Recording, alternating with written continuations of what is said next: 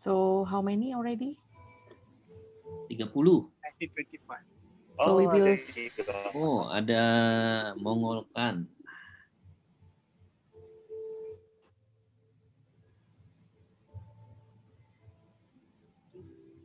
Tapi design by JE Westerhout ni, the last Dutch family remain in Malacca until independent.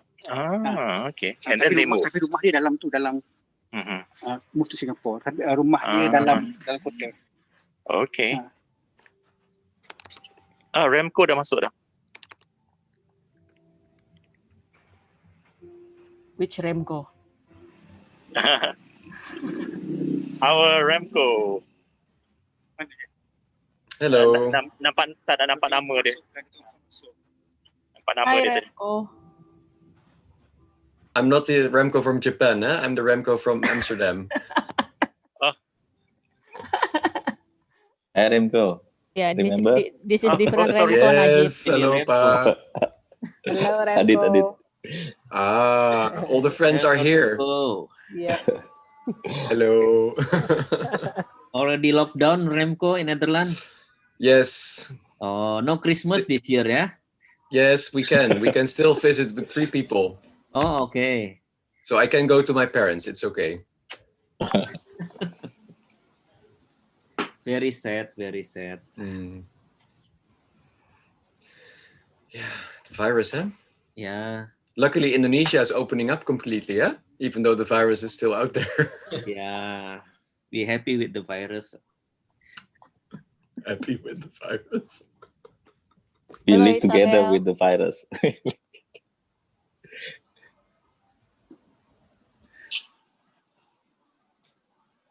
What time we will start, guys? 2 menit lagi. Okay. Polisi.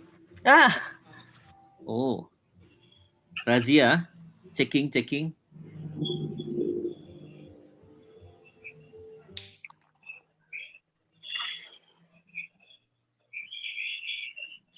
I'm not sure what they're doing though. Huh? They check whether people wearing masks or not. Huh? Yes. Oh. Rosli.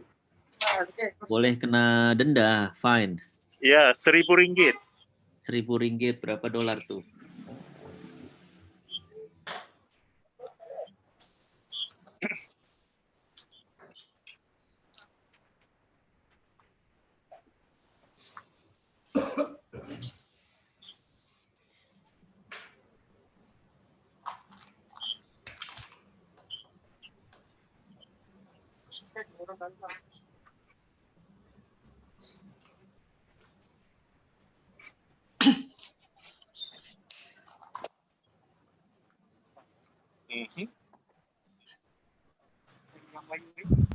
Gambar.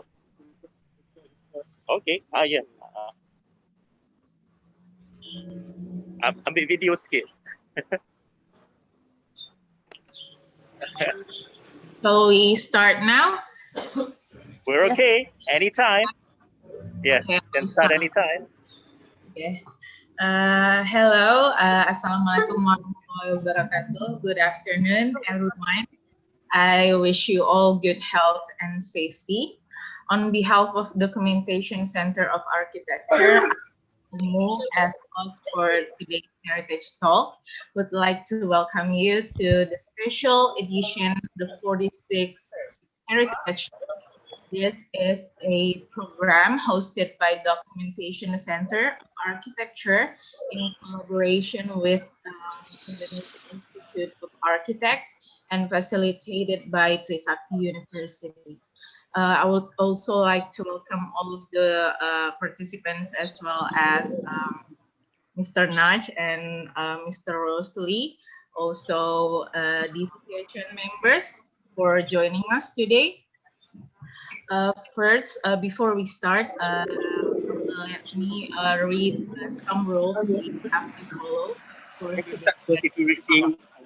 Okay, so before we move on to the next agenda, allow me to read the rules. First, participants in the Zoom meeting room no later than 15 minutes before it starts. If participant is late, the attendance rights are transferred to other participants. Participants are expected to stay muted during discussion. Showing video is optional. For those who don't stay muted, the moderator has the right to mute directly. Then this is the exciting part. We will have a photo session before discussion where we'll take screenshot of Zoom participants. So it is advisable for you to turn on your camera. Participants can ask questions through the chat room in the Zoom application or directly when moderator allows. A participant who watch live via YouTube can also ask questions via the comment column. It is allowed to ask questions before Q&A session via chat room, so you can type down whatever question that pop up in your head even during the presentation. So those are the rules we need to follow. Then allow me to read the short bio from our amazing speakers for today, Mr. Rosli Haji Nur and Mr. Najib Ariffin. Mr. Rosli was born to a Bengkulu father and Malay mother, started his career as an architect in 1991 before his serious involvement in building conservation since 1993 with the Department of National Heritage Malaysia. His last job was World Heritage Site Manager for Malacca since Malacca inscriptions on the World Heritage List in 2008. He retired in 2016 and now is a full-time volunteer at Malacca World Heritage City. Then Mr. Najib Ariffin, Mr. Naj, was born in Kuala Lumpur to a Javanese father. Javanese. Orang Jawa. Yeah, and Singaporean mother, but raised in England where his father did his PhD. Mr. Naj obtained his double degrees in architecture and building science in New York before returning to Malaysia and worked as an architect for 7 years. In 1999, he ventured out during doing his own work as an architectural researcher, historian, and specialist guide, which earned him the Augsburg Center of Excellence Award as tourist guide in 2009, and the UIA, the Union International des Architectes Award for Heritage Conservation in 2010. Okay. So on this special afternoon for the approximately the next 2 hours, Mr. Rosli and Mr. Naj, Pak Rosli dan Pak Naj will take us on a stroll along 2 historic streets in Malacca. Mr. Najib will be at Ariffin and Mr. Rosli will be at Jonkerstraat to observe the effect change over time with over-tourism that endangered the loss of authenticity and integrity and even the UNESCO status of the city. Our moderator for today would be Mrs. Febrianti. Hi, everyone. One of the executive directors of the Center of Architecture. But first, let's have some words from also one of our executive directors.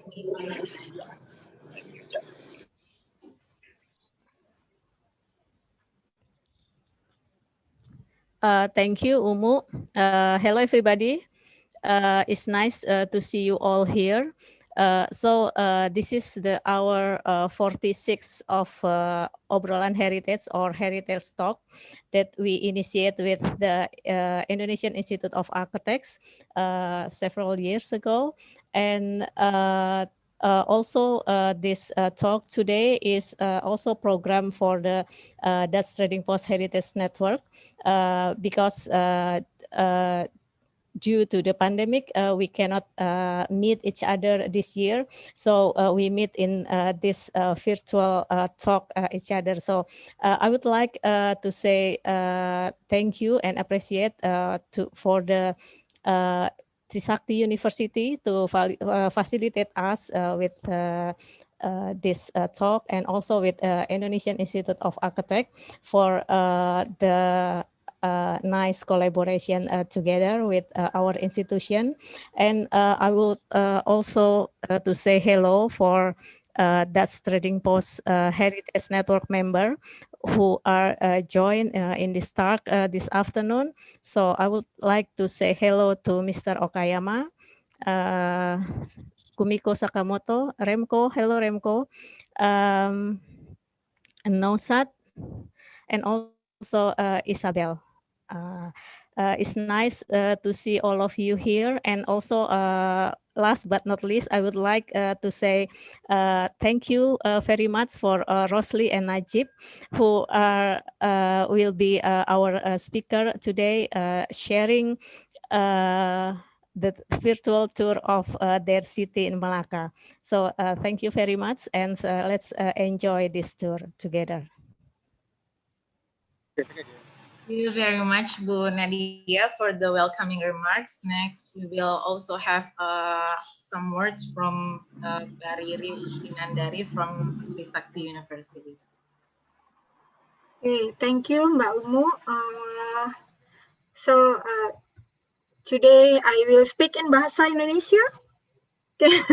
Selamat sore Bapak Ibu sekalian, salam sehat. Terima kasih sekali pada kesempatan kali ini kami Universitas Trisakti mengakhiri tahun 2020 ini dengan obrolan heritage ke-46 gitu ya. Kita sudah bersama-sama sejak obrolan heritage ke-39 ya, berarti kita sudah 8 kali. Wonderful sekali gitu ya. Kami sangat senang bekerja sama dengan Pusat Dokumentasi Arsitektur dan Ikatan Arsitek Indonesia, terutama Mbak Ria, Mbak Nadia, Mas Adit, juga teman-teman PDA dan IAI sekalian. Terima kasih atas kerjasamanya selama ini sampai di penghujung tahun 2020 ini. Semoga di tahun 2021 dan tahun-tahun selanjutnya kita tetap bekerja sama dan jalinan yang manis ini tetap terselenggara dengan begitu indahnya. Oke, saya rasa ucapan saya mewakili dari jurusan arsitektur Trisakti, ya, dan kepada Bapak Ibu sekalian, juga kepada saudara-saudara sekalian, selamat mendengarkan bincang kali ini dengan Pak Rosli dan Pak Najib yang akan mengantarkan kita berjalan-jalan di Malacca. Terima kasih Mbak Umu. Saya kembalikan ke Mbak Umu. Thank you, Mbak Riri, for the welcoming remarks. Next, we pass the baton to our moderator today, Bu Ria, to lead today's heritage talk. Thank you, Umu. So before we start to have a virtual tour together with Najib and Rosli, I ask you to do the pin, the screen of Najib and Rosli, so you can see more bigger screen, and then you set the screen to speaker view, so the whole tour you can follow them more better. Okay, are you ready? So before without further ado, we can start this tour, please, Najib and Pak Rosli. Yeah, okay. Thank you. So, selamat petang, selamat sore, and guten Abend, Indirian. And that's, of course, Dutch. So, 200 years ago, guten Abend, Indirian would be a normal language here because it was under the Dutch until 1824, actually 1795, and then back to the Dutch. And the Dutch left Malacca in 1824, a little bit more on that. But we are now on Heeren Street, or in the original Dutch, Herenstraat, and it's a fairly long road of about 1 kilometer. Yeah, over 1 kilometer, and it used to be the hub of Malacca, together with two other streets which are parallel to this. The other one is the probably even more famous Yonker Street. So Hiren Street and Yonker Street, and a few other streets that are parallel to this were the commercial hub of Malacca. And during the Dutch time, actually, this street, Hiren Street, which means, sorry, there's some traffic, so bear with us on the sounds of the traffic. It's quite natural.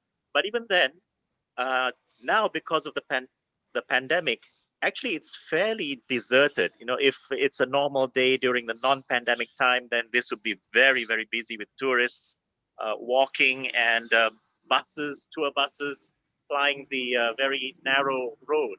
But so now it's fairly deserted except for the cars passing by. And so as I was saying, Herenstraat, that's in Dutch, or Hiren Street, and it means gentleman street, precisely because this was where most of the rich Dutch administration and merchant families lived on this street. So it was really an upmarket street, and it transformed a lot because by 1824, a very important thing happened which changed the landscape of pretty much the Malay archipelago.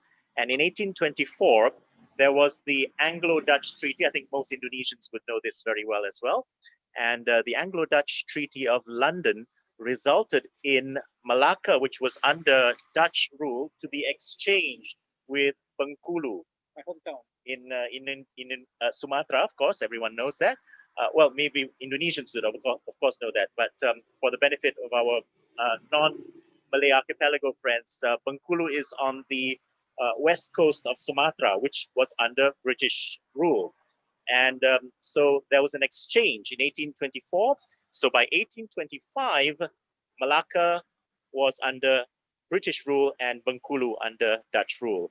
And with that became the division of the owners are coming back. Okay.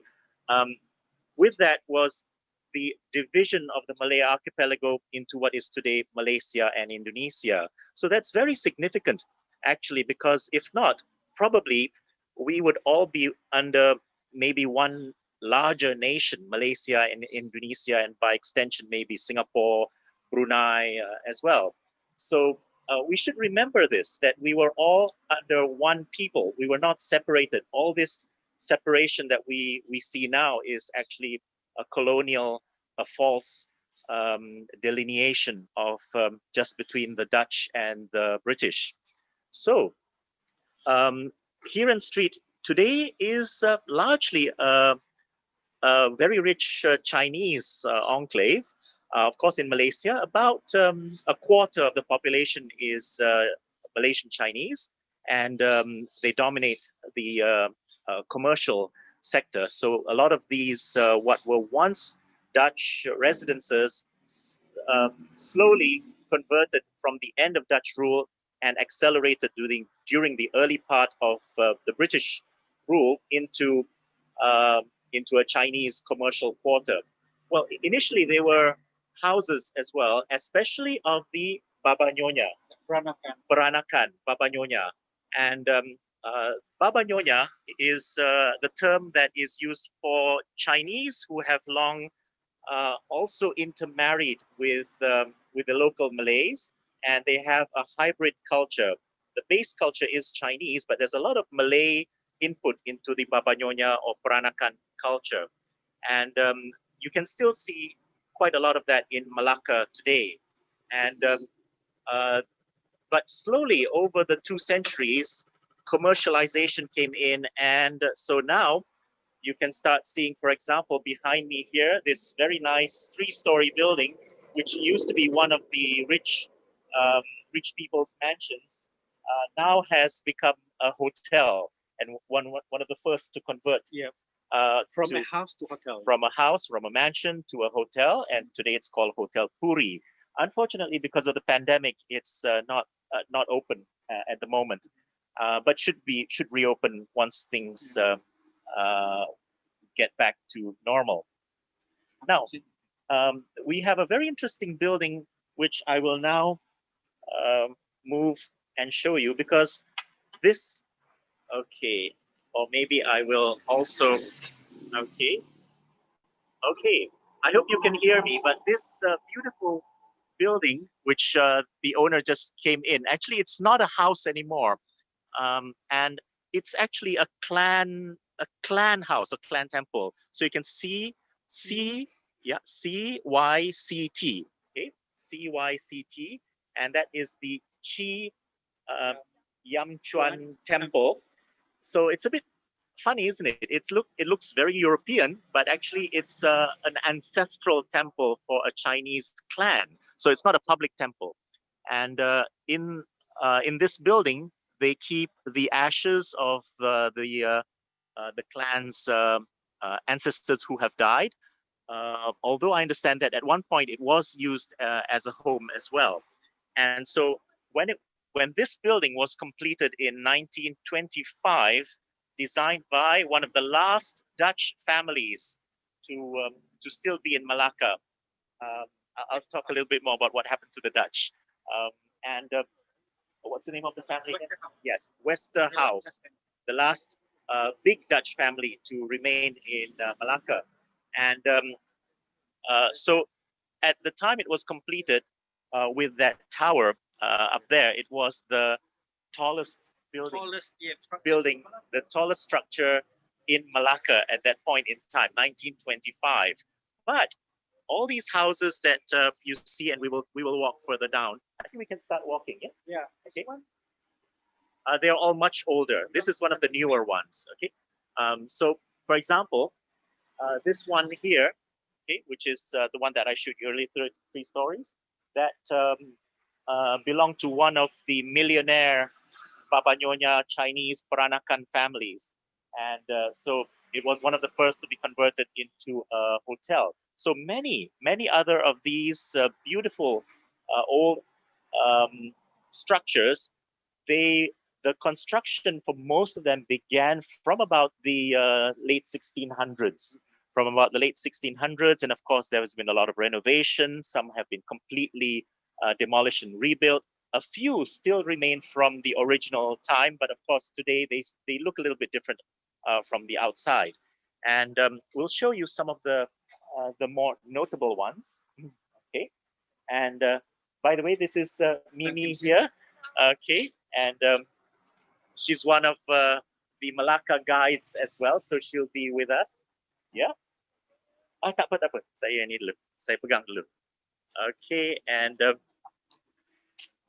we also have our friend Nizam here.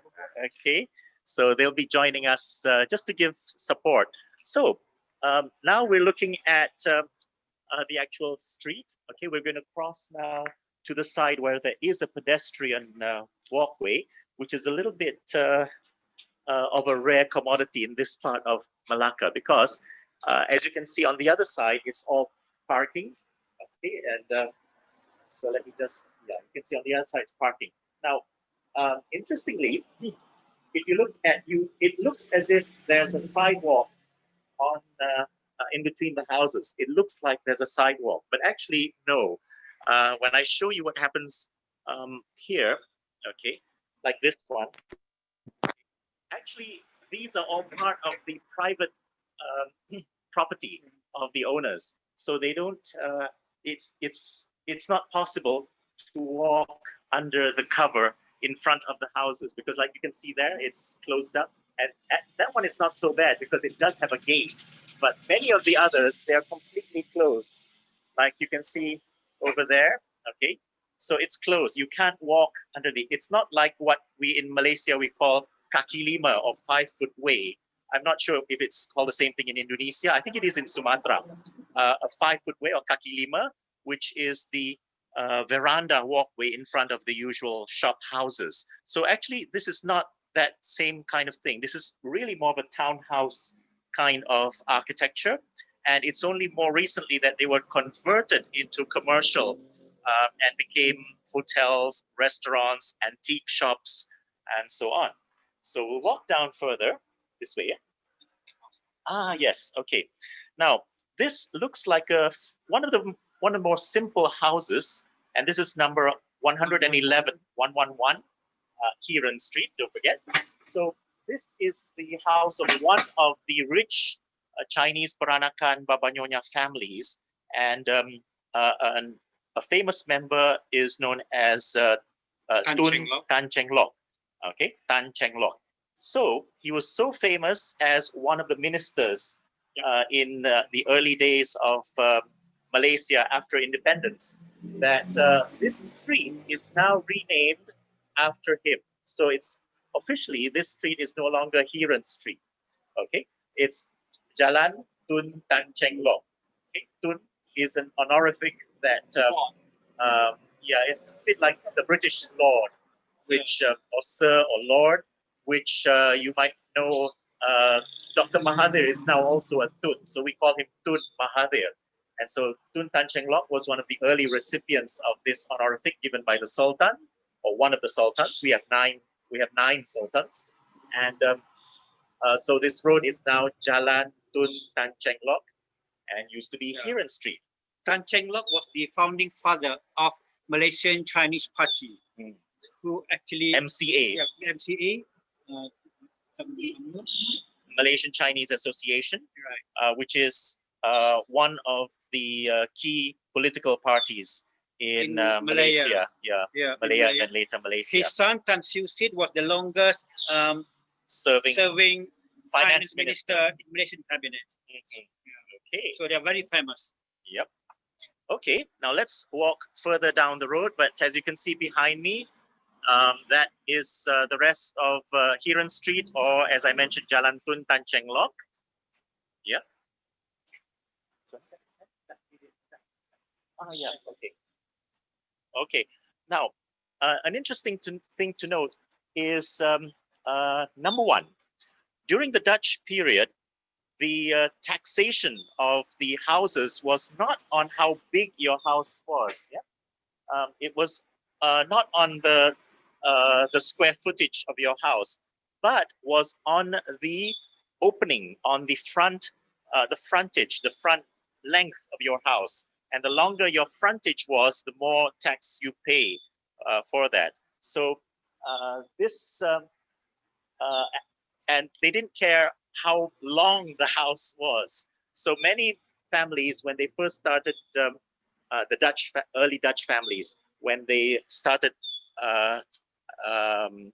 appropriating the land here, they had fairly small frontages, but the house was very long and in order, and they were all side by side. Okay, so there are party walls in between the houses, and what happens is you need to get light and ventilation into the house. And so they have courtyards inside. Some of them are so long, they have 2 courtyards, but most of them have 1. Most houses have just 1 courtyard, although some are so long, they have 2 courtyards. And to let in the light and the ventilation for the house. And over the years, since 1824, when the Chinese families started to buy over from the Dutch, they started to embellish the houses. Whereas here is a good example where you can see them side by side, in which you look at this one here. This is the more original plain type. Okay. Let me see the cycle pass. Okay, so this is the more original plain type of house that was more akin to the Dutch period. And then you can see beside it, okay, see where this is where the house is much more embellished. Let me get out of the way and show you. Okay. Ada another phone tengah on eh? Sebab boleh dengar echo. I think you tutup. Tak on eh? Macam I can hear an echo. That there? Okay. Okay, the echo is gone now. Okay, so that's the one that's much more embellished, and there are quite a lot of those here. So the type of embellishment differs from family to family. No two houses, no two residences, original residences here are alike. Each one is very, very different and very personalized or customized according to the family that that lives there. In terms of both the frontage, so very few have the same exact length of frontage. You know, there's always a few inches of difference, and the design as well. So there's another one there which is still very simple, very, very plain, very austere, very utilitarian. Whereas as you go along, okay, you'll see others that are very, very highly embellished, very decorated. Okay, now I'm showing you another one there, which is well decorated. You see the columns at the frontage also have been changed, and each one has their own different kind of lanterns and all these differences. Whereas, of course, some have been changed into shops like this one here. Okay? This is one of the shops that are still open during this pandemic. And even though there are very few customers, you know, well, it's happening everywhere, of course, but you pity them because they're waiting for customers, but there's really no one because we can't allow tourists into the country. We can't go out ourselves. Okay, we're going to cross here now. There's some renovation going on, and so okay. Now this is one of the cross streets. This is second cross street. So this is one of the cross streets from Heron Street that connects to Yonker Street, yeah, which we will have we'll see later on. I'll check my timing. Okay, and so like this one at the front of the street here has been changed into a hotel, Cheng Ho Residence. Just to mention, so that we also know, I think many of you have heard of Cheng Ho, or in Mandarin, Cheng He. And Cheng Ho was the Chinese Muslim admiral who commanded the huge imperial Ming Dynasty fleets visiting Southeast Asia. And he came, or his fleet came to Malacca at least, I think, three times to Malacca. And an interesting thing is at the end of this first cross street, there's a Chinese temple. A sort of a Chinese temple school. And the story is that for the traditional Chinese, at the end of the street like this, they don't like to have a house because it's a bit of a bad luck to have your house with people coming. And in a way it makes sense because if cars speed down the street now in this modern times and they don't, you know, a drunk driver or whatever, they could really hit your house. So they, at the end of streets like this, they don't have a house, but they have a school or a temple or something like that. It's something commercial. So that was one of the few buildings that were originally built, which was not a residence, okay, because of that requirement. Okay, we go this way. The most thing.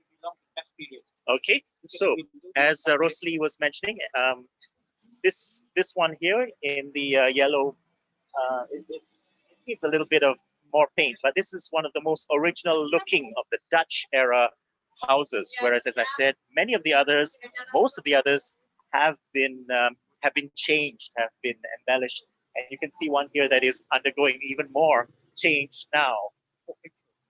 For things, yeah, in many cases, when the new owner comes in, or the son or daughter takes over, they want to change the feng shui, the traditional Chinese geomancy to suit their new conditions.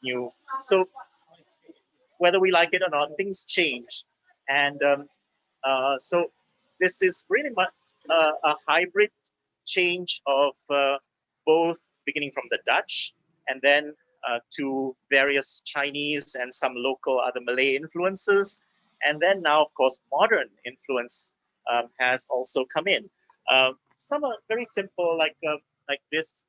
You have glass doors now instead of the original, solid timber. You have glass, and this, just to mention, this is a very interesting antique shop here, Abdul Antiques, in which they have quite a lot of antique stuff, and there are quite a lot of antique stores, antique shops here around Malacca, which sell all kinds of old trinkets and unusual things, ranging from really old Ming Dynasty stuff all the way to records, to old postcards, to a kris, the Malay kris, of course, we have in Malaysia, Indonesia, and the Malay world. And look at the tiles for like this. Okay, so the tiling work, this is some of the original tiling work, which I will. Okay, this one was imported from Nagasaki, Japan. Okay. So you can see very delicate for its time, and they're very solid. They're very, very good, very high quality. And sometimes it is sad. It's sad that some of the new owners, they don't realize the heritage value of these tiles, and they just renovate it and strip it away, and then an antique dealer might come by and see it and say, "Oh, I want to have these tiles. Don't throw them away." And so you go to the antique shop, and there are tiles from some of the houses that they have salvaged and sell, and they put them in a frame, so you can bring back a little piece of Malacca. Now, this is interesting here. Remember I mentioned to you about how you can't walk through, okay? You can't walk through in front of the houses because there are these partitions. So sometimes these partitions are very unique. You see this one goes all the way in circular openings all the way to the end there. And it repeats on this side as well. Okay, so you can see the circular openings. Yeah, good neighbors. Yeah, so it's well, yeah, they can converse with each other through the circular openings. I will cover the opening if I don't like my neighbor. Yeah, if you don't like your neighbor, then you can cover the opening, so that symbolically shows that you don't like your neighbor. Okay, and there's one house here which has some very, very interesting figurines of that one there. Mm-hmm. So it's made of porcelain, and it's very finely done with figurines of dragons, peacocks, various animals. So I'm gonna turn it around, and you can see. Yeah, this belonged to one of the capitans, one of the Chinese capitans. Who capitan means the sort of like the headman, sort of the headman for the community. Okay. And there's some linguistic research which says that capitan actually doesn't necessarily come from a European word like captain, or the Portuguese equivalent of capitano, but it also comes from the Malay word kapit. Kapit means to bring close. Yeah, like we used to say for sandwich, we say roti kapit, which means to bring two pieces of bread together. So the kapit here means that that person, that headman, is brought close to the ruling administration, and they will hold him responsible for the administration of the local community. So it became capitan. So that's one of the etymologies of the word. And so we're walking down, and we will cross into Yonkers Street shortly. But as you can see, the houses, some of them are unfortunately abandoned. Not to say abandoned in a bad way, abandoned in the sense that nobody is staying, but the family does take care of it. Okay. Yes. Okay, just to mention, this particular one is number 54, 56. This is the one that is under the National University of Singapore in US, under Professor Johannes Widodo, my friend as well, our friend. We know him very well.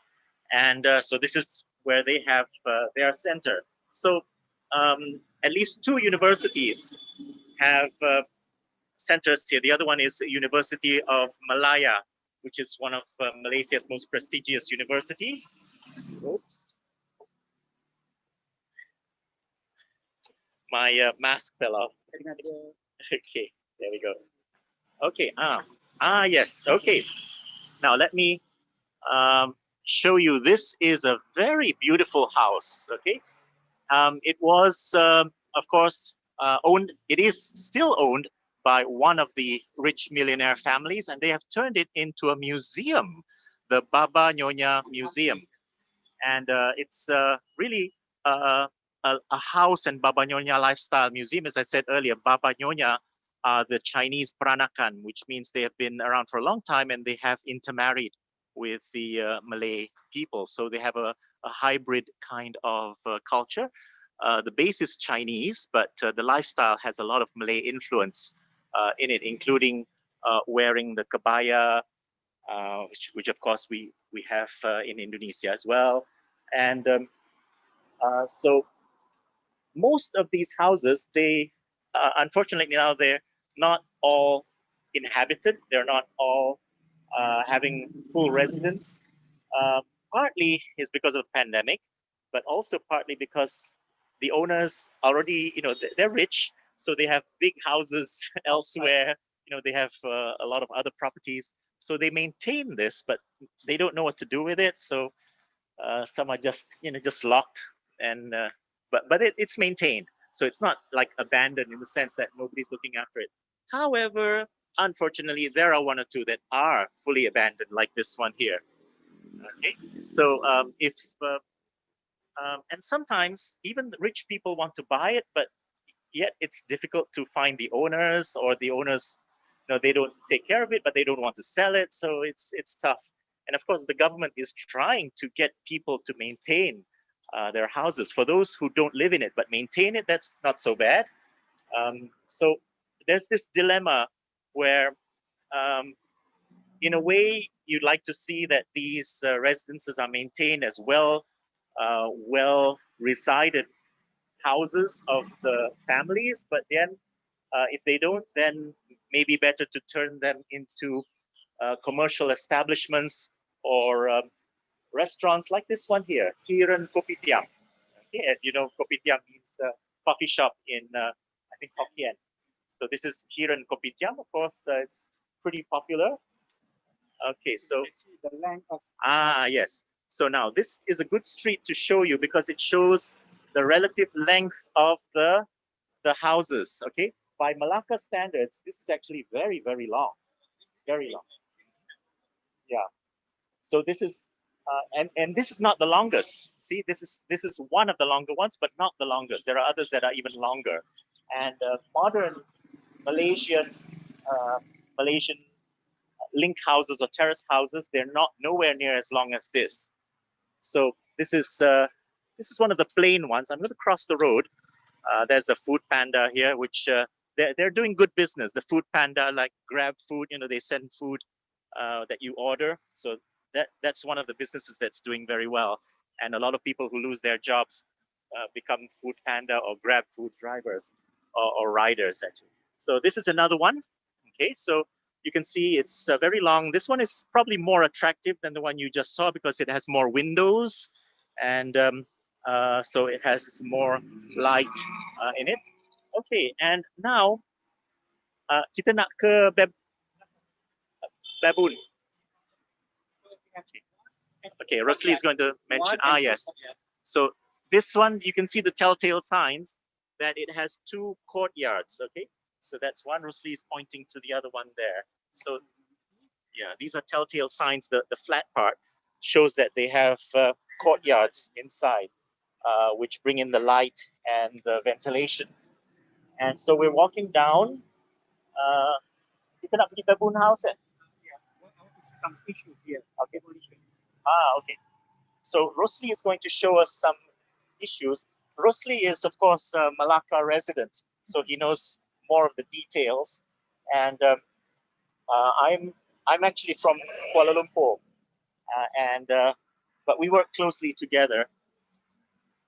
And one probably a little bit sad thing is that even though Malacca was a great empire, an empire for our people, the Serumpun Melayu, but there's very little left of evidence of the Malacca Empire, even though it was at its heyday, at its height. It was one of the world's greatest empires, which is one of the reasons why we all speak Malay today. Okay, we're crossing the road. So Rosli is going to show. Okay. Now, this is interesting. You see behind us, you see Rosli there is pointing, there's that big hotel and all that. Actually, this used to be the sea. This is all reclaimed land now. So it used to be sea frontage, and you could see the ships passing by during the Dutch period, where for the Dutch merchants at the back of their houses here, okay, which of course has changed today, but they go to the back of their house and they can already see their ships anchored in the sea. For the merchants, that's something very, very advantageous, where you just from your own house you can see that. And since actually reclamation work was already ongoing since the British period, and continued very, very actively after Malaysia's independence in 1957. And just to mention, in 1957, actually it was independence for the western part of Malaysia, that's the Malay Peninsula. And in 1963, at that time, in 1957, we were called the Federation of Malaya, or in Malay, Persekutuan Tanah Melayu. And in 1963, with the addition of the Borneo states, Sarawak and Sabah, and Singapore, okay, with the addition of those three states, Malaya, the Federation of Malaya, was expanded and became Malaysia. So for me, I like to say that we got the S because of the names Singapore, Sarawak, and Sabah. So we had three S's, so Malaya became Malaysia. And luckily they were not R, not Singapore, Rarawa, or Rabah, because then you'd have malaria. So no, it's Malaysia, yeah? Sabah, right. Sarawak. And of course, Singapore left in 1965. Okay. Before Malacca inscription on the World Heritage List, many owners and also developers have quickly renovate or extended their house because they don't want to follow a strict guideline after the UNESCO listing. One of that example was that one, look at that, with illegal extension of their rear portion, but already being stopped by the mayor office. So now they abandoned the project because that did not fulfill the guideline and the management plan of Malacca, which already approved by UNESCO. Right. So we will show you another example, some other illegal projects in Malacca, because many people, we don't know what happened behind, because the house is very long, so we don't know at the back. So let's walk and we see along the line. Here? Yeah. Okay. Okay.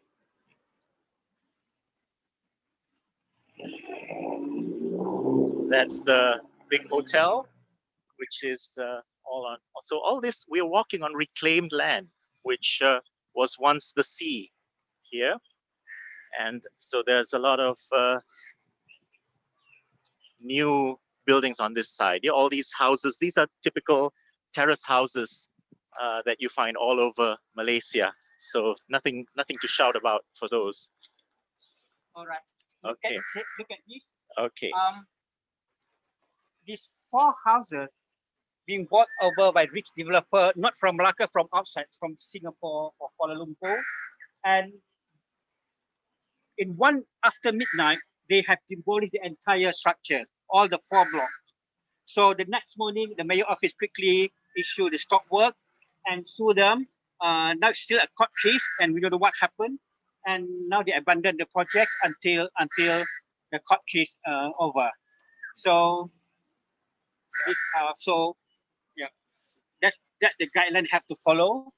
And in Malacca, they have to submit a detailed documentation of all the buildings before we allow them to submit proposal. And even before the proposal, in Malacca guideline management plan, they have to involve archaeology. So excavation survey is actually compulsory in Malacca. If during the construction we find the traces of all ancient structures below, so we have the right to stop the project. Okay, and you can see that they maintain the front facade. So from the front, you don't realize that they have actually demolished the back portion. Yeah, so these the developer, the ones who did this, are not from Malacca. They thought that they could get away with it, and because then there's this big tree behind which sort of camouflages things. So as Rosli said, they did it just overnight.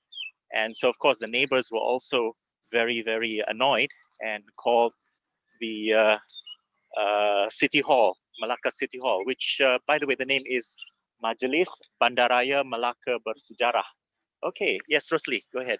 This is another example of conversion from resident to hotel to restaurant to souvenir shops, and that slowly will change the character of old Herenstraat and Jonkerstraat. So that actually will put Malacca in danger because we lost the original character of the city. Mm-hmm. So from the back, it's more obvious of the changes because they maintain the front facades much better, and at the back they do whatever they need to do for their business. Okay, we're looking at some of the back parts, and of course for new visitors who come, you might think that it's quite pretty actually, because some of them, yeah, they have done it pretty well and quite attractively, but it's not authentic. It's not the real thing. But these are the original character of building along Herenstraat.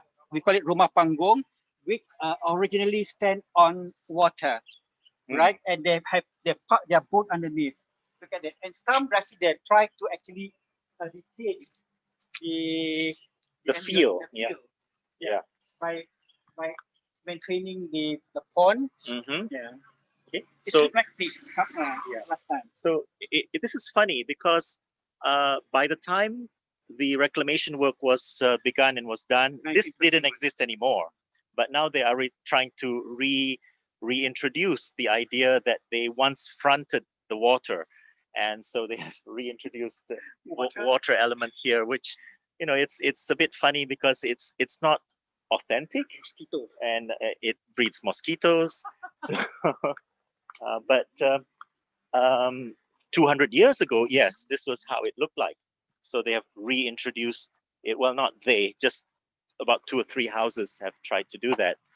Okay, and so some of the others, this is what it has been looking like over the past 50 years at least. You know, just normal backs of the houses that you saw in front. So we're now at the back of those houses, and nothing to shout about, but some of them. Okay, Rosli wants to show us something interesting. Siapa tu? Oh, okay. So we are standing at 2 different house here. This one hidden house converted from a house extensively renovated from a house to hotels. So look at, they have modified the kitchen block of the original house. While this one have been converted to cafe, but it's minimum intervention. They retain the house as it is, and if we have a chance, we will go inside to look what is inside. Right? Okay. Maybe you can go inside. Okay, but this is not baboon house. This one. Oh, okay. I didn't realize that. Okay. Hi. This is the owner. Yes. Okay. Close already lah. No, no, cannot because it's now. But anyway. Okay, we'll just from the door. Okay. Actually, they are closed already by 5 o'clock. Yeah. So we are asking their permission to just be able to see the inside. Yeah. So interesting. You still have the pokok kelapa, the kelapa tree. Yeah, original ambience in a way is still here. So this is now a restaurant and quite a nice one actually. They have retained a large part of the original design. So we're now coming in. Okay, see, it's actually quite nice. This is a real garden. Okay, and so yeah, next to the kitchen. So of course it's changed into a garden area with seating and hello. Hi. Okay. And of course the inside is a restaurant. So you have the fish pond here, and in a way this is fairly common for the restaurants. Hello. Okay. So this is the second courtyard, Rosli was saying, and this is the apa tu furnace for membakar kuih, yeah, to make cakes. This is the grandmother of the house. Yeah. Oh, you can make pizzas here too. Okay, bakar pizza juga. Okay, yes. And the upper part is hotel then. Oh, not this one. Yeah? Oh, it's also cafe. Okay, I mixed it up with another one. Okay, so this is the second courtyard. Okay, and auntie herself cooks. And so it's are we allowed to go inside? Okay, let's have a quick look inside. Yeah, terima kasih. Okay, so this is a real authentic the same family still owns and runs the restaurant. Okay, so now we're coming into the first, and this is the staircase up. Okay.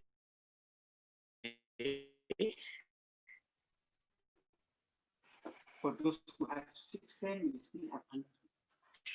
If you have a resident, well, I don't know. I don't have that sixth sense, so I don't see them.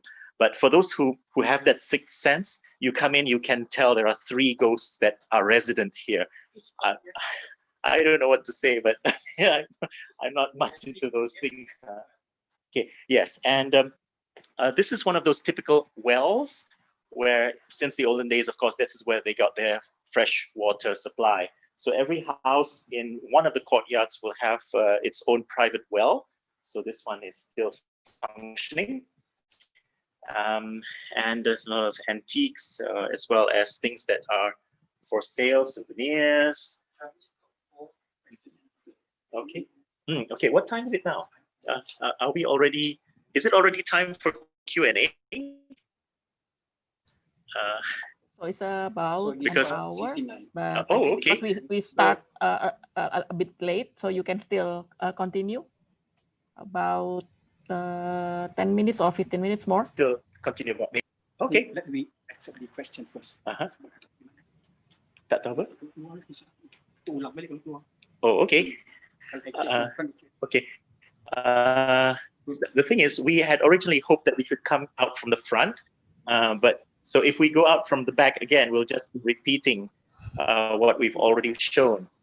Dia tak boleh buka pintu depan. This is the second point. Okay. Oh, we're going to show you the first courtyard. Oh, so that means this is one of those houses that has 3 courtyards. But this is just the average land. Okay, so there you are. This is the. Okay. So this is the first courtyard. We were at the second courtyard, and one of the bigger houses. And that's the okay.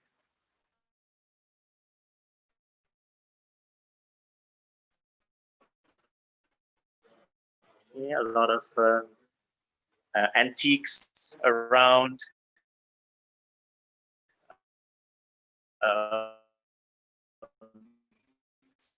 So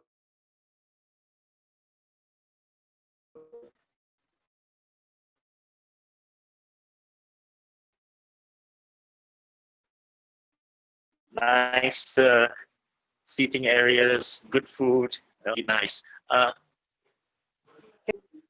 Bolehlah Rosli jumpa ke jalan kejap. Thank you. Terima kasih banyak ya. They're already officially closed, so thank you very much. So this was the ladies' area. Okay. Male guests. That's the male guests. And so that's the meeting table. So this is today it's known as the Baboon House. So if you come to Malacca, yep, thank you so much. Yeah, terima kasih. Okay, now we are back at Herenstraat. Herenstraat. I'm speaking German. Herenstraat. Okay, so kita pergi Jonker kejap. Okay, and we are going to Jonkerstraat. So we will end up at Jonkerstraat, which is You can start asking questions. you can start preparing your questions. Okay. So remember the road that I mentioned earlier, which is the first cross street. That's the official name during the British period. First cross street because it crosses from Heren Street to Jonker Street. Okay, so yes, let me just turn the camera so that you can see what's happening. Yeah, see, so the restaurant is open. You know, it's a lovely place. They've got their Christmas decorations up, but unfortunately, there are no tourists. But they're braving it out. There are locals, of course, but even locals, there's only so much that you can do because, like everywhere else, people have lost their jobs, and many are struggling to survive. So if you have some extra money, then you help the local economy by. So this is a bar here, okay, which on a normal day will be filled with tourists. And this is a lovely house here. Look at this one, Leong San Tong. It's not a house actually; it's a clan. Yes, it's a clan association, Chinese clan association, Leong San Tong. And you can see beautiful, very mixed hybrid European and Chinese. Okay, so, and of course, before the Dutch, there were the Portuguese. So this is a Portuguese bistro, and you can see the cardboard cutouts in Portuguese traditional dress. We do have a traditional Malacca Portuguese community. They are the descendants of the Malaccan soldiers and administrators who intermarried with local Malay. And so there's a small community that still survives to this day, and they speak a unique hybrid language called technically called a Creole, in which it is this hybrid Portuguese Malay language is called Kristang, Kristang, and interestingly, one of the Kristang original songs, Rosli, apa nama lagu tu? Lagu Kristang tu was sung by Aneke Gronlo. But Aneke Gronlo, of course, the legendary Keroncong singer, she sang that Portuguese Malacca song. So we are now at Jonkerstraat. Okay, we are now at Jonkerstraat. This is one of the busiest streets in Malacca. It was the busiest street in Malacca. So there are some local tourists around. So this is the site of our Jonker Walk night market. So we have Jonker Walk night market 3 nights every week. Friday night, Saturday night, and Sunday night. So even now during pandemic? Even now, yes, but Okay. less tourists. But we support that activity because that was requested by those from outside the World Heritage Site, because they say the tourists are coming to Malacca only benefit those actually inside the old town of Malacca. So they also want some benefit. So they propose to have their night market stall along here for three nights a week. And we have one problem because it was so popular and they have occupied the entire street. In this house, this building, which was the oldest Chinese school in Malacca, was in fire during the night market at midnight. The fire department is actually only 2 minutes away at the end of this street.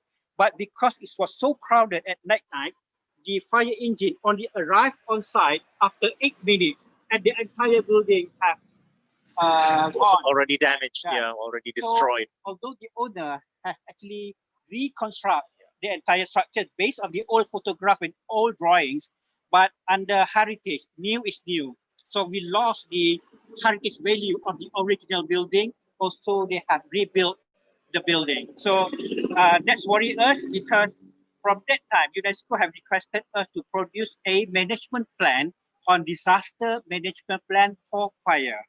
Okay, right. Let's go to Makam Hang Kasturi, is it? We end up there. This was Kampong Blanda during the Sultanate period. Okay. So as Rosli was saying, this was Kampung Bendahara during the Malacca Empire. Bendahara is the prime minister. Yeah, the Bendahara is the equivalent to the prime minister today. And we have 4 main cabinet members in the Sultanate period. That's the Bendahara, the prime minister, the Bendahari, that's like a finance minister, and then the Temenggung, who is the admiral or minister of the interior, as well as the defense, and finally the Shah Bandar, who was like the minister of the economy. Okay, boleh masuk tak? Okay, let's okay. Now, this is one of the last things that remained from the Malacca Empire, and this is Makam Hang Kasturi.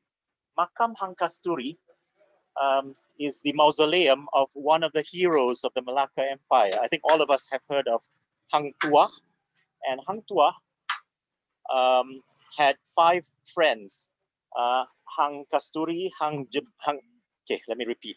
Hang Tuah, Hang Jebat, Hang Kasturi, Hang Lekir, Hang Lekiu. Okay, and I think we take questions inside.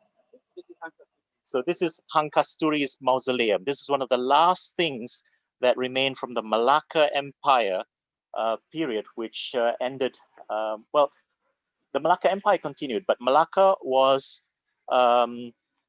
conquered by the Dutch in 1511. So let's go inside and then we can take questions because it's nice and quiet in here. Okay. So you can see the signboard here, dilarang melakukan amalan-amalan syirik dan khurafat di tempat ini. Because there were some people, luckily not many, most people don't, but there were some people who did syirik. You know, as Muslims, you know what syirik is. You know, there you go. Memuja kubur, membakar colo, air penawar dari kubur dan yang seumpamanya. So, you know, these people, they mistakenly think that they can take benefit from the ancient mausoleum. So this is the ancient mausoleum of one of the heroes of Malacca. And so we are now in a very quiet, nice place with, oh yeah, this is the, I think, Rosli, you sit here. Okay.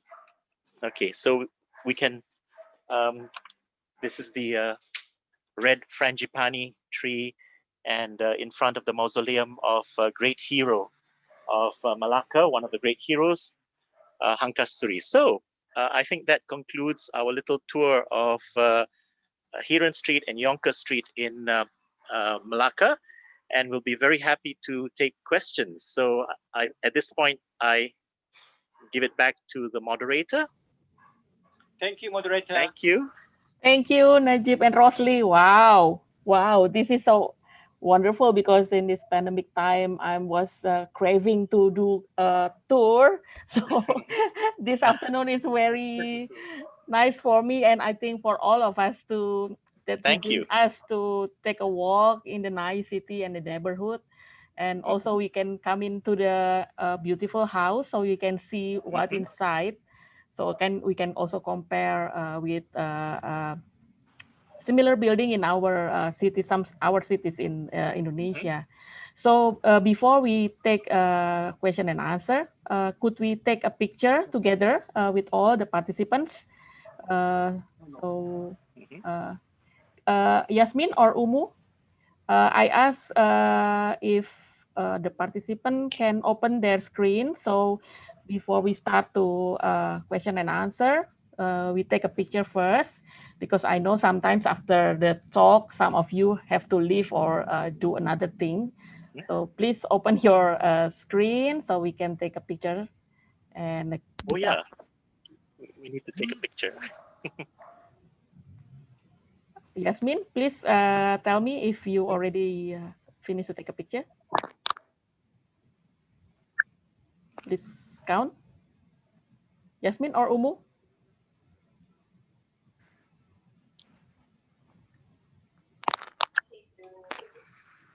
We'll take the picture twice. So please hold your pose. 1, 2. Okay, the second one. 1, 2.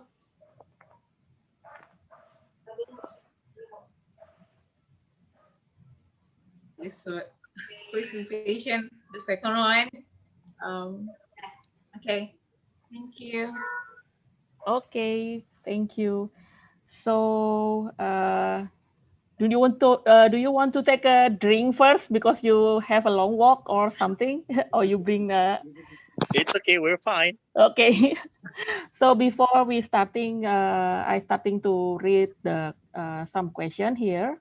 I would like to invite the member of Dutch Trading Post Heritage Network to give a comments or a question first. Who want to start? From Hirado or Remco? Froelich, you want to? Okay, Yamasan. Yeah. Who wants to give a comment first from the Dutch Trading Post? Hi, this is Remco. Hi, Remco. Hi, Remco. First, thank you very much for your great tour. And we were very fortunate last year to have the meeting of the Dutch Trading Post Heritage Network in Malacca in Hotel Pudi that you started off with. Yeah. So it's very nice to see all these places again, but still a lot of new information. So thank you very much for this nice tour. I actually have a few questions. I don't really know where to start, but I was wondering about architecturally, like you see there's a few houses next to each other that are quite similar, and are they used to be one house and then separated, or were they separate houses and then put together? Or because sometimes it seems like more similar architecture, like right next to each other. Oh, it looks similar because of the guideline.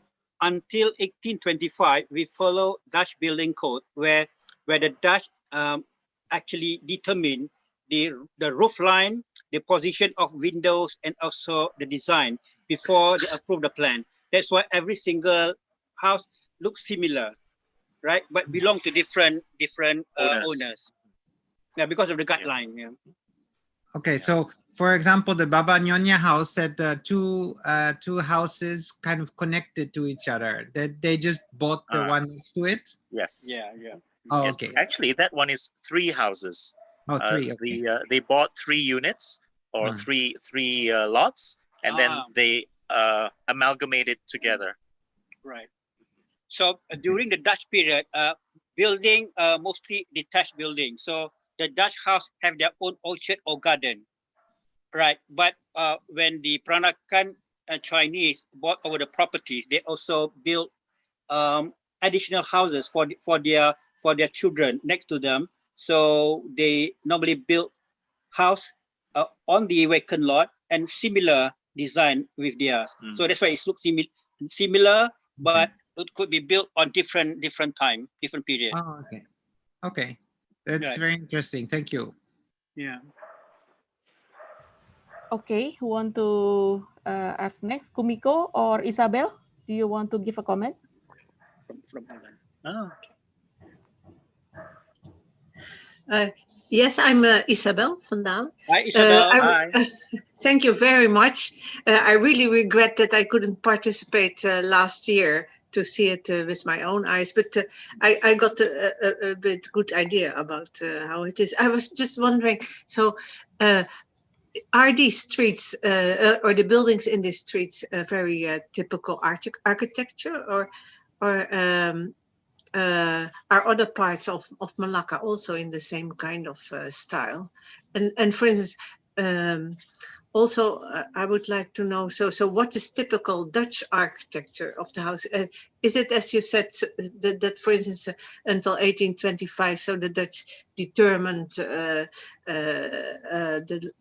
how you say the location of the windows and that kind of thing, or are there other elements which are typical Dutch? Right. Until 1824, we follow the so-called Dutch building code. Houses mostly plain with big and square Dutch window on the front facade, similar to the windows of Stadthouse. But after 1824, the British introduced a new guideline, which they call it bylaw, standard building bylaw. So that totally changed the design guideline of townhouses in Malacca and other towns in Malaya and Singapore. But in 1920s, Malaya, which include Malacca and Singapore, were very prosperous because of the tin and rubber. Tin and rubber, which is because we become very, very rich, and that was the time when the owners of these houses started to modify their frontage of the house. They put more decorative tiles and motif, and that's why it slowly looks different from the original design during the Dutch period, because they extensively modified the facade because they have more money at that time. But that was quite recent, 1920s. Otherwise, the structure, all the inside, all belong to Dutch period. The timber structures, the beam, roof structures, all belong to Dutch period. Only the facade being modified extensively by the new owner. But are Malaccan houses in other parts, are they looking very much different then? Which one? Okay, Chinese house? I think I can answer. Okay, okay. For the townhouses, there are others in Malacca that have similar look, but those are newer ones, and so they're not very few are from the Dutch period. Although there are near the Stadthuis, there are a few that are from the Dutch period as well. So the answer is yes. There are some others that do look fairly similar to the ones that you saw here, but these are the most original. You could say these are the most original. The others are newer, meaning that they're from the British period, not from the Dutch period. But the end result is that they look fairly similar because most of them were renovated or were embellished or were otherwise changed during the British period. Thank you. Okay, thank you, Isabel. Oh, Rosli wants me to add. That's only for the urban Chinese commercial areas. But of course, for the Malay and also for our Malaysian Indian, it's quite different.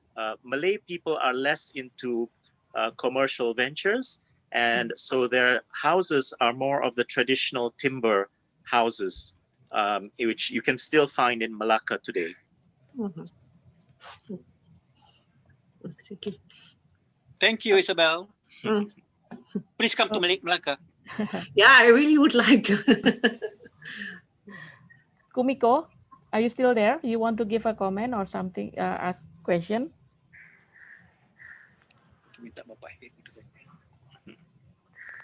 Okay. I think Kumiko is... Pak Heri Wajono, kelihatannya begitu. So yeah, because the other member of Dutch Trading Post doesn't have any comment, so I will start to read the question. Okay. I already compiling some of them. Thank you. They have a similar, also compiling from the YouTube, because some of people also join the live streaming via YouTube, so they asking question via YouTube. So I first read the question from Nadia, or probably Nadia could unmute and ask yourself, Nadia. Okay, thank you. Rosli and Najib, I want to ask about the ownership of the buildings on this Heron Street and Yonker Street. Are the owners still the local people, or have they changed ownerships? And also, what about the local people itself? Do they still live there, or they already moved to the other part of Malacca? Okay, the answer is quite mixed, actually. Yeah, but generally, yes. A majority of the buildings are still owned by the local Malacca Chinese Peranakan families, and many of them had bought it since the end of the Dutch period. Of course, there are some that have changed hands more recently, and a small number, yes, a small number has been bought by outsiders. Not a majority, and unfortunately, it's some of those that were bought by outsiders more recently are the ones that have been damaged or destroyed. Like Rosli showed us the units we saw from the back, which were demolished overnight, quietly, surreptitiously demolished, and then the Majelis Bandaraya Melaka Bersejarah, the city council, found out and stopped them from doing anymore. But unfortunately, it was already destroyed. And so now it's a court case against the new owner and developer who did that. But as I was also saying, and we also pointed out that unfortunately, quite a number are not lived in. The family still owns them. Generally, they do maintain it, but they don't. Yeah, they still pay the taxes and all that, but they don't live in it. And some have already converted it into commercial premises, most usually either a hotel or a restaurant or a shop of some kind. And at least that's not so bad as the few that have been totally abandoned. I did show you one, which unfortunately was totally abandoned and is slowly rotting away. But luckily, that's not that many. Yeah. Although the danger here is more of the change of character from, at least from a more natural progression from Dutch to the Chinese Peranakan Baba Nyonya, but now it's changing into something more modern. And even though the city council is trying to stop that, is trying to control that, but on the other hand, sometimes they just do it without permission, and they are willing to pay the fines for it because they just want to change it. Yeah. Houses along Heron Street are still owned by the original owner since they bought over from the Dutch. Yeah, the family might not be there, but they still retain the houses as their ancestral house or family temple. That's why the houses survive. But the houses along Heron Street, only a few families still own the building, or they just occupy the upper level of the house. But the one at ground floor, they rent it out for commercial usage. So from that income, from the rental, they actually able to maintain their properties. Otherwise, no. it's almost the houses along Jonkerstraat almost all being converted from house to commercial. Yeah. Only one still remain as a house. The rest all gone. Totally new activities, new commercial activities, and we have come up with new guideline because after the Hard Rock Cafe project, we have a lot of objection from local for not having modern activities inside the old town. So from that time, we came up with new guidelines on new usage for building. So there will be no international brand or modern brand or new activities like a cafe, a new cafe, what else? Workshop, car dealer, etc. So we have a list of permissible building usage for activities within the old town. Okay, and how about the government? Are they also own properties in this Jonkerstraat and Herenstraat? Does the government own any property? No, the government doesn't. Almost none, with small exceptions like where we are now. We have trustees. Yeah. Temple trustees and masjid. Okay. However, there are trustee properties that, for example, there are some properties in the Old Town area which were owned by Muslims. And so when, for example, when the owner died, or before he died, he or she died, he or she wanted to endow the property to the mosque as a form of goodwill to get merit. And so they endowed it to the mosque, and the mosque uses it to get rent to maintain it and also to get some income. So there are a few like that as well. Other than that, all belong to individual. Yeah, individual families. And for 9 years, that's period 9 years. Yeah. Okay. So there's a thank you. time limit. Yeah. Thank you, Rosli and Najib. Right. Yeah. Thank you.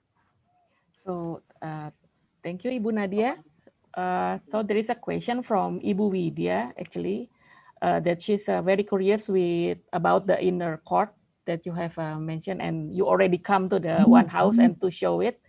And then she asked about the possibility that you to show it, and then you already come to enter to the house. So it's enough, Bu Widya, so you can see the house. Are you still there, Ibu Widya? And so maybe we Rosli would like to add a little bit more on the courtyard. Yeah. Okay. For the courtyard, so each house in Herenstraat, they have 2 or 3 courtyard or ewel, because it's very long. But we shouldn't cover the courtyard. We can't do the courtyard. It has to be open for feng shui reason. Because the feng shui reason, we can't cover the courtyard. And also when we pray, so we have to make sure the spirit of our ancestor will come through the courtyard to our praying altar. And that's why the courtyard remain very original. So no new roof, nothing additional, because they need to retain the courtyard as it is for feng shui reason. Okay, thank you very much. Having said that, actually there is one Peranakan restaurant, one restaurant which is very popular here that has covered it.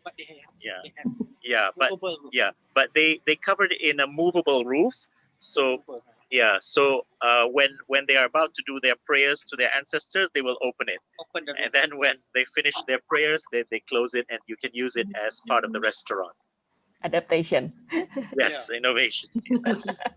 Okay, then I think it's the same concept as what we have here in Indonesia. I live in Semarang, and we have that kind of houses here in our Chinatown, and I think we got the same concept. And then the second question, I'm also curious about the kitchen. Could you show me 1 or 2 examples, or at least you can just describe it? Thank you. So kitchen always at the back of the house. Yeah. Which is about 70 to 100 meters from the front door, which is very far. Not meters, feet. It's not 70 meters. No, 100 feet. All right, so kitchen at the back. So for intermediate building, those did not have river or sea line at the back. So my kitchen will meet your kitchen here. So that's why UNESCO have requested us to have a disaster management plan just in case fire starts from the kitchen, and fire engine can't get to the kitchen because it's so far inside the interior, and we don't have back lane. Nggak ada lorong di belakang, jadi the fire engine can't get through to the kitchen area because there is no back lane, right? So that's one of the problem only in Malacca, not in other city, in old city in Malaysia. Because in Malacca we follow the Dutch building code at that time, where we can build our house as long as we want until the house meet another house or meet the water, the river or the ocean. That's that's the boundary line. So that's why the houses along Hidden Strat were mostly very long, because they built as long as they want until the coastline, until the sea. Yeah. Okay. Another question. In this modern time, do people change or remodel their kitchen into the more modern style? Yes. Many of them do, yes.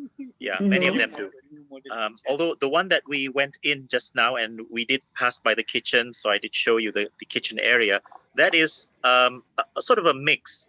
The basic layout of the kitchen is still the same, but of course they have the newer amenities or facilities and kitchen equipment.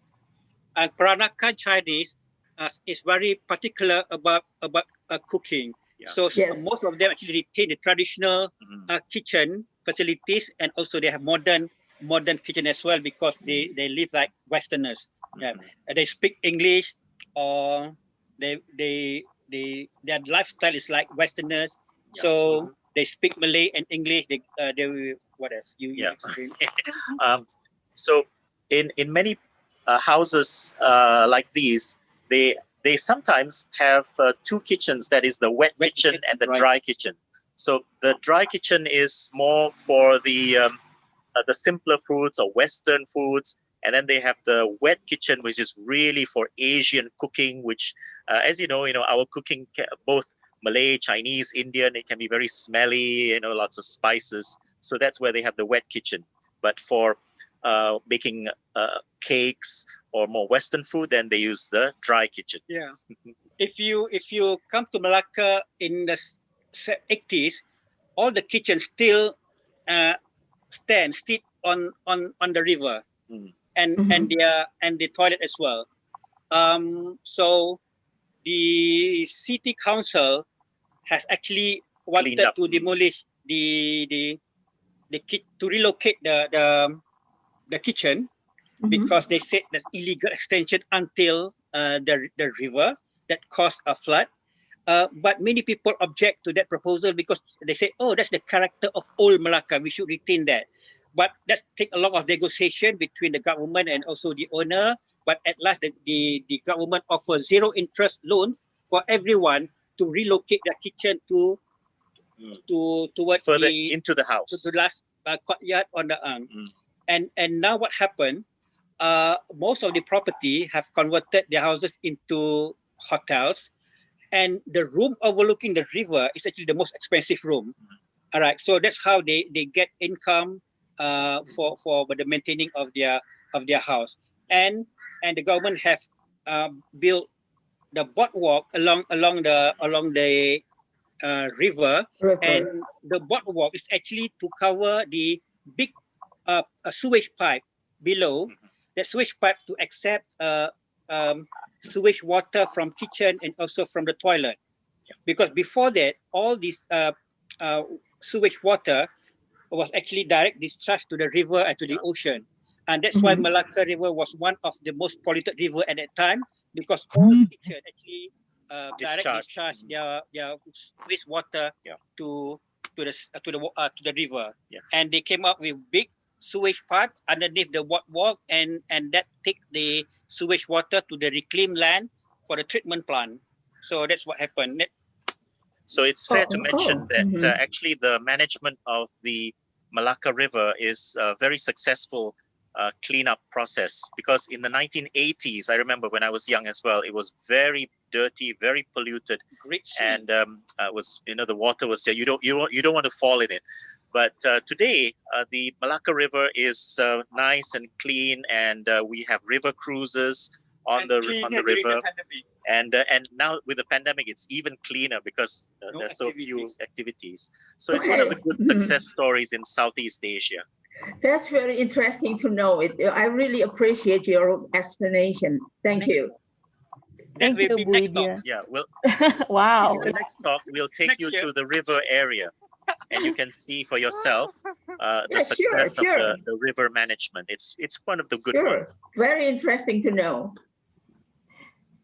Interesting, ya, Bu Widya. A lot of fighting with the river management, because what happened? Because when they want to beautify the river for tourism, they have to keep the water always high level. To maintain that, they have to build the sea gate just to retain the water. But when they retain the water from the town, from the drain cannot discharge to the river. So that's make most of the building here very wet, and that destroy the plaster of the house.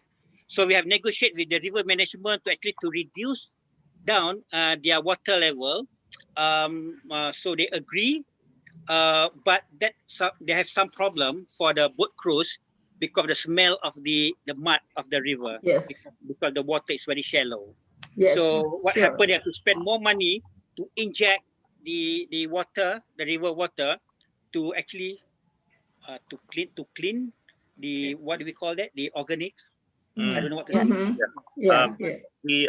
The smell is from the natural mud that is, of course, in the river after so much previous sewage. So they have to inject certain types of cleansing chemicals, to, like using biotechnology, to clean up the river and to reduce the smell. And that costs public money. Yeah, of course. Yes, of course. Yes, we learned a lot about it. Okay, thank you so much. Thank you, Bu Widya. So I move to a next question from Ade Fajarwati. To preserve the heritage environment, does any government funding or just let the investor explore with regulation? That's the question. And from the YouTube question from Agik, Malacca, could you tell me Malacca during the 15th century when it was occupied by Portuguese? When I was there, I saw a street named Kampong Jawa. Could you tell me about Kampong Jawa? So there's two questions. I read it for you. Okay. I think you can start. Then they move to Kampong Blanda. Okay. Now, since the Malacca Empire period, of course, there was so much movement of people across the Nusantara, across the Malay archipelago, and there were traders from everywhere, from Sumatra, from Sulawesi, from Java. There were also Javanese mercenaries that were employed by the Malacca Empire as part of their soldiers. And over the centuries, many of these Javanese, they have settled in Malacca. They've intermarried with local people. And so you have various names of kampung which are reflecting of the original inhabitants. So Kampong Jawa is one of them. You have Kampung Bugis. You have so many. You have Kampung. You have Minang people, of course. Aceh. So it's really a melting pot here in Malacca, within such a small state, such a small city. You have almost every subgroup of our Rumpun Melayu here in Malacca. So yes, Kampong Jawa is one of those. And although the inhabitants today are very mixed, they're not all Javanese anymore. They're mixed. They just call themselves Orang Malacca. But their ancestry originally, yes, they were from Java. So that's answering one. the previous question I've forgotten already. Could you please repeat the government About funding? Yeah, but Yes. Okay. Now, government funding, it's a mixed bag. There are some funds from the government annually especially for maintenance of of course, government buildings are all maintained by the government. That's a given, yeah, for all government buildings. But for private, there are some funds every now and then that are allocated for public buildings, which are usually tourism related. So you can apply for them. You have to justify, and it's usually quite fast, quite quickly taken up. And but there are some funds that you can get every once in a while. But government did not fund private projects. Yeah. What they did was actually to give subsidies. For example, we have reduced the land tax for all the properties in World Heritage Sites. That's one. Two, we collect RM2 for per tourist coming to Malacca, stay at a hotel. That RM2 per tourist. So we got around about 4 million ringgit per year that will be used to improve the infrastructure for this area, and also to help private people. So we don't use public money for private project. Yeah. So we collect RM2 from tourists. Okay. They call it heritage charge. Yeah. RM2 in Malacca and RM4 in Penang. Yeah. Okay, so I read another question from Suhardi. You know him. In other Southeast Asian cities, 5 footways along the frontage of all Chinese shop houses are for public use as pedestrian, and it is comfortable for public to walk through, even though they are part of private property. Why this is different in Malacca? Okay, part of the reason this is different in Malacca, and I should add, it's only in this part of Malacca, yeah? So other parts of Malacca, they are public, yeah? So one of the reasons is precisely because of the peninggalan Belanda, you know, the remnants of the Dutch situation of the building, where from the very beginning, from the Dutch period, they already have partitioned the verandas, you see? So it's difficult to retrogressively change that. Whereas for all the others, they were built during the British period. So of course, from the very beginning, you have the 5 footways, which are public, even though they are owned by the property owner. So that's the answer. The answer is because this is already like that from the Dutch period, and it's difficult to retrogressively change it, to create a law to change what was already common previously. Yeah, Singapore were always on fire during early period, and the British have to came up with new guidelines for shop house design, for the ruko design. So where they have party wall in between house and 5 footway for public 5 footway, and that guideline influenced other cities in Singapore and in Malaya. So the public corridor belonged to the British period, but Heron Stripe and Jonker Street and all other areas within the old Malacca belong to Dutch period. We follow Dutch building guidelines, so we don't have public corridor. All those corridor is private veranda and private corridor. We can't walk along the corridor because that belongs to the owner, not public. So we have to walk on the small street, and that's why what happened now. The government have to build trottoir, the pedestrian walkway on top of the drain, because the street is so small. So on the drain, so that's for pedestrian walkway. Yeah. Otherwise, no. They have a proposal to actually to convert that private veranda into a public corridor, but definitely no, because these are all buildings being listed as heritage. So we can't do that. That will change the character of Malacca. That's another important issue. Now, even if we want to change it to public pedestrian walkways, we can't do it anymore because of the UNESCO requirement that you don't change anything anymore. So that's another reason. Okay.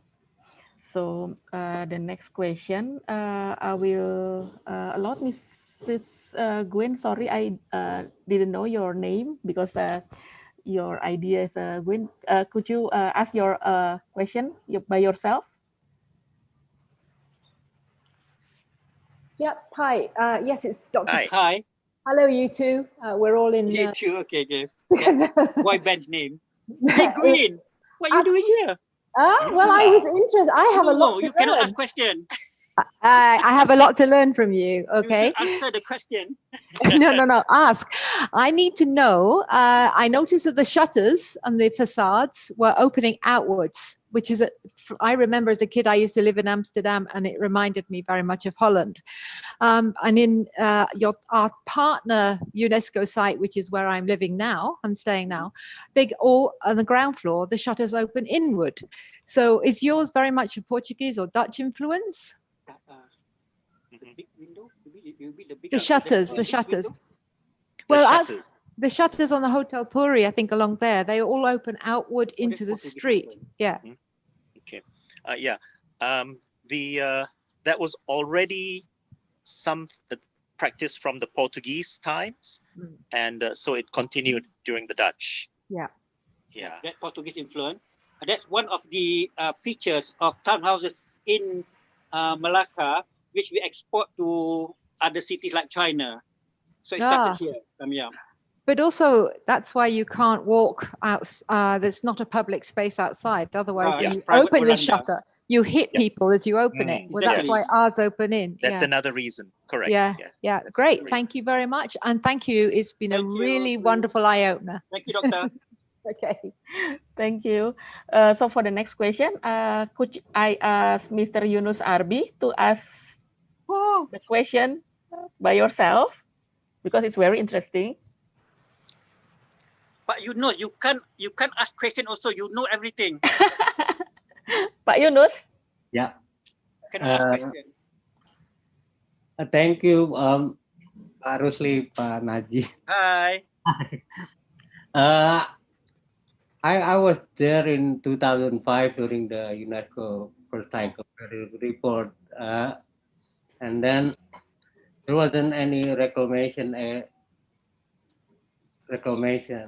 and then I visit after it was inscribed the World Heritage, and then I see that there's a reclamation area. So during our tour today, that we were walking, and then you mentioned about the reclamation area. So my question is the reclamation area within the World Heritage property or outside? And then what is the UNESCO recommendation?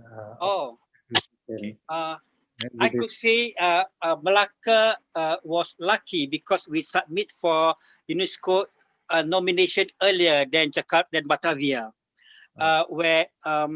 but during those period, they also question our reclamation project.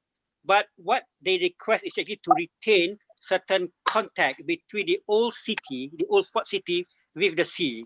So that's why we have a buffer zone along the Malacca River so where we can't build anything to retain the access and connection of the sea with the old city. Only that. So not much. So unlike I think Jakarta, because Jakarta, the island of Jakarta, are part of the important features of old Batavia. So for Malacca, we never link that to island of Malacca. So that's why we're quite safe, and we're also lucky because we submit to UNESCO earlier, where they're not so strict like now. I think I can add to that. When you talk about reclamation in Malacca, actually there are many reclamation areas.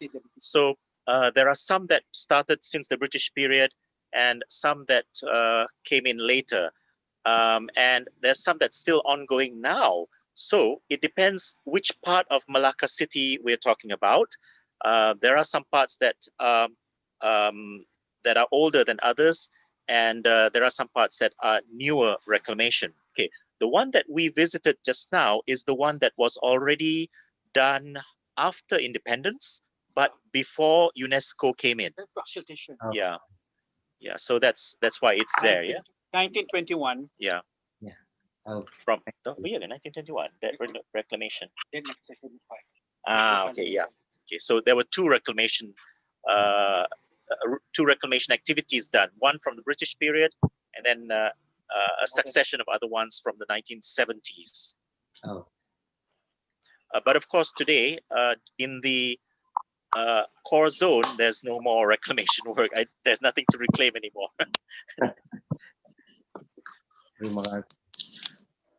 So enough, Pak Yunus? Satisfied? Yeah. Is that okay? So I would like to read the last question from the chat. That building looks familiar like a shop house in Jalan Merdeka in Tanjung Pinang. Have you ever to Tanjung Pinang, Rosli or Najib? Yeah. Yeah, Tanjung Pinang. Jalan Merdeka. Riau. Ya, ya. Kepulauan Riau, ya. The Kota Lama in Tanjung Pinang.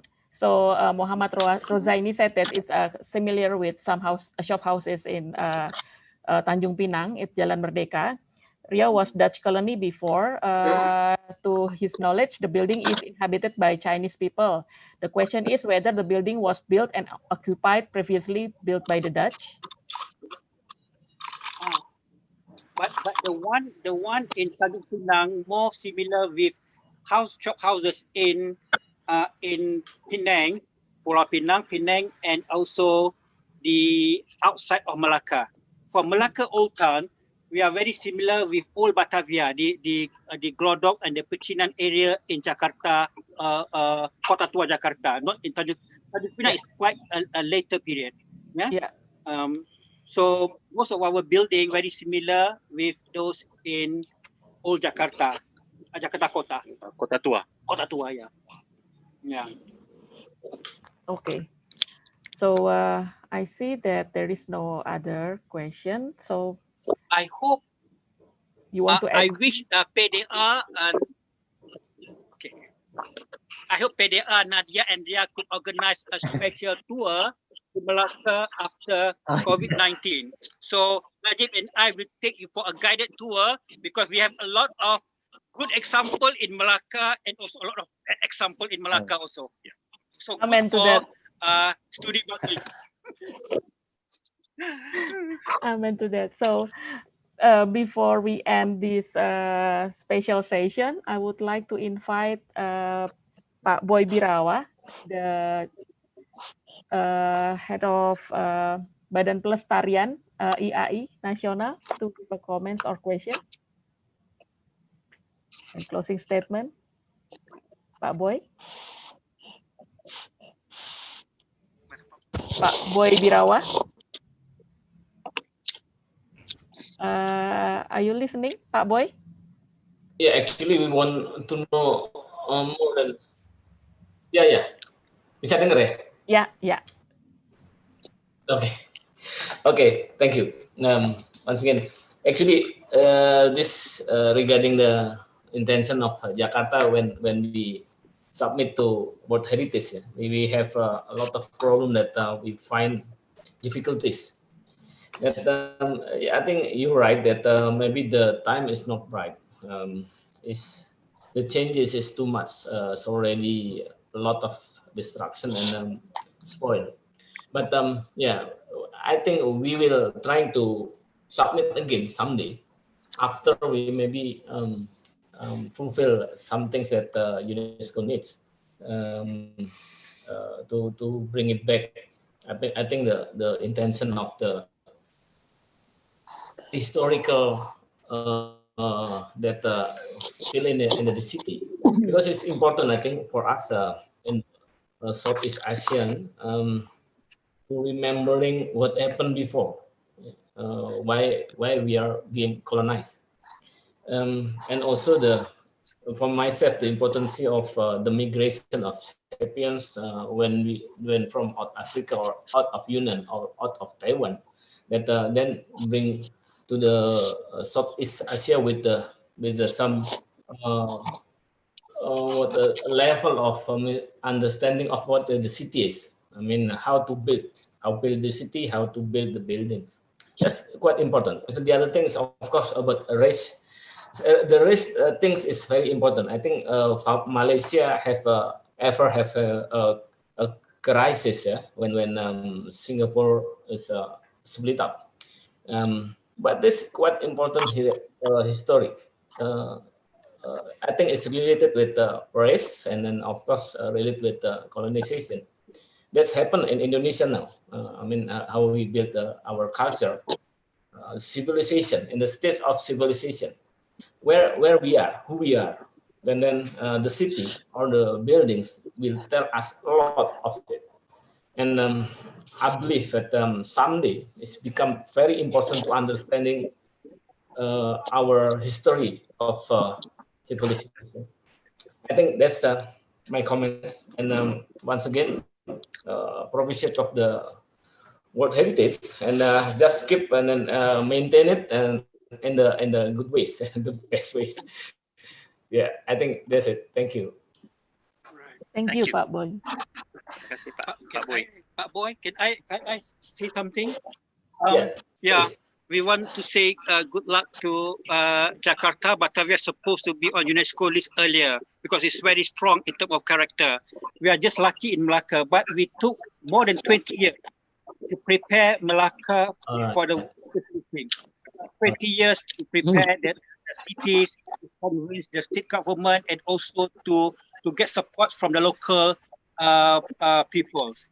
And we have changed the title 3 times. Until the 3rd time, the UNESCO advised us to put Malacca with Georgetown, Penang together with the story of the state of Malacca, not the story of the city. Right. So the state of Malacca is very important for the world. So that's what makes Malacca and Penang equally important, right? The idea was actually to include other cities along the state of Malacca, like Banda Aceh and Palembang, to be on the list of the cities of the state of Malacca. That was the idea. And also Singapore. That was the idea. Yeah. Otherwise, when we invite the UNESCO first time in 1993, the rep from ICOMOS say no once they reach Malacca because of this new construction in the cities. So they came up with the second idea to combine Malacca with Georgetown, Penang as twin city, as serial nomination. So we also failed, but later we tell different story. We tell the stories of the strait of Malacca and the Spice Strait, not so much on the city itself. Yeah. Because actually, if you come to Malacca, then you can understand that actually, while there are the historic buildings, they are there. But in between the historic buildings, there's so much new construction. There's so much new structures, big hotels, international brand names that have, by historic authenticity, that means they have contaminated the originality of the history of the city. So that's why Rosli said we changed our approach, not by emphasizing Malacca's built environment, but by emphasizing the connection between Malacca, Georgetown as part of the city of the straits.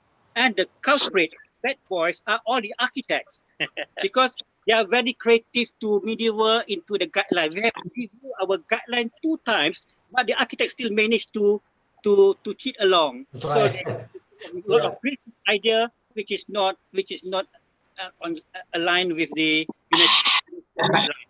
So blame the architects. I'm no longer an architect. That is a very good excuse. Yes, very good excuse. I'm now an architectural historian. But it's a good thing that you relate with Georgetown and others, because then I think the history is very taken 18. Then because a lot of situation. I think Malacca, when taken by Portuguese in 1511, I think it's very important for South Asia history. Yeah. Okay, so I think that was the closing from Pak Boy from IAI. So once again, thank you, Najib very and much. Pak Rosli for Welcome taking to Malacca. us walking in the jalan sore-sore. Sorry, yeah. So it was nice. Thank you so much. So hopefully we all here good health. So this is our last talk in the 2020. So hope to meet you all in the 2021 in a good condition and more better situation, so we can visit Malacca. Yeah. Yes. Of course. So thank you for all of you. Thank you for Dutch Trading Post Heritage Network to join this talk. Thank you. So, Thank you everyone for joining us. Thank you. You both are wonderful. Alhamdulillah. Thank you, Rosli and Najib. Terima kasih Pak Najib, Rosli. Yeah, it's in 3 minutes it will be Maghrib here. Yeah. Yeah. Masih terang tapi ya, still. Yeah, actually it's just my phone because my phone compensates for the Oh, darkness. I see. That's It's why. dark. Because it's bright dark in here in Jakarta. Yeah. Thank you, everyone. Okay. Oh, I miss Jakarta. Okay. Yeah. Jakarta. Yeah. We'll meet you all there soon. Yeah. Okay. Bye. See you soon. Bye. Take care, everyone. Take care. Take care. Bye, Thank Remco. you. Bye-bye. Bye.